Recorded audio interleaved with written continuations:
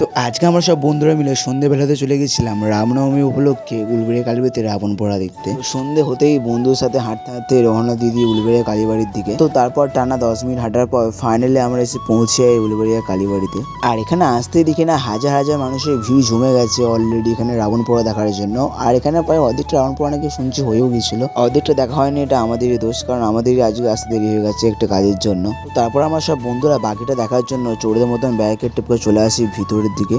আর তারপর দেখি এই সুন্দর আতশবাজির অনুষ্ঠান। দুঃখের বিষয় একটাই, আমাদের আসতে দেরি হয়ে যাওয়ার কারণে অলরেডি এখানে অনেক আতশবাজি পোড়ানো হয়ে গিয়েছিল। তো তাই আর মনে বেশি দুঃখ না রেখে, মন খারাপ না করে এটাই দাঁড়িয়ে দাঁড়িয়ে দেখছিলাম। তো তারপরে আমাদের এখানে শ্রীরামপ্রভু রাবণকে বধ করার জন্য তার তীর চালিয়ে দেয় রাবণের দিকে। তীরটা সোজা গিয়ে লাগে রাবণের মাথায়, আর রাবণের মাথায় লাগার পরেই দেখো কি অবস্থা হয় রাবণের এখানে। তারপর আমাদের এখানে রাবণ দেখতেই পাচ্ছ পুরো চালিয়ে পুড়িয়ে একেবারে ছিন্ন ভিন্ন করে দেয়। অবশ্যই রামের সাথে লাগলে এরকমই হয়, সেটা হয়তো রাবণের প্রথমে জানা ছিল না। যদি জানা থাকতো তাহলে হয়তো আজ এই ভুলটা করতো না। তুমি এত সুন্দর সব অনুষ্ঠান করিয়ে লাস্টে দেখতে পাচ্ছ কাল লাগানি বিষ ছিল সবাইকে মারলো। এটা করবে কখনো ভাবতে পারে। আমার এটা দেখে অভাব লাগছিল যে কাল লাগানি বিষ খাওয়ার জন্য দেখো কত মানুষ এখন দাঁড়িয়ে দাঁড়িয়ে দেখছিল এটা, আর প্রাণের ভয় লাগছিল। তারপর এখানে আতশবাজি অনুষ্ঠানের শেষের পর এখানে দেখতে পাচ্ছ কত মানুষের ভিড় আবার আস্তে আস্তে কমে যাচ্ছিল। তো আমি সোজা চলে আসি মায়ের মন্দিরের ভিতরে। আর এখানে দেখো মায়ের মন্দিরটা কত সুন্দর করে সাজিয়েছে, ভেতরটা কত সুন্দর লাগছে। আর সত্যি কথা বলতে গেলে মাকে দর্শন করার পর মনের ভিতরটা একটা আলাদাই শান্তি লাগে, আলাদাই সুখ লাগে। সত্যি কথা বলতে গেলে একটা আলাদাই শান্তি লাগে। আর আজকে যেহেতু বিসর্জন ছিল,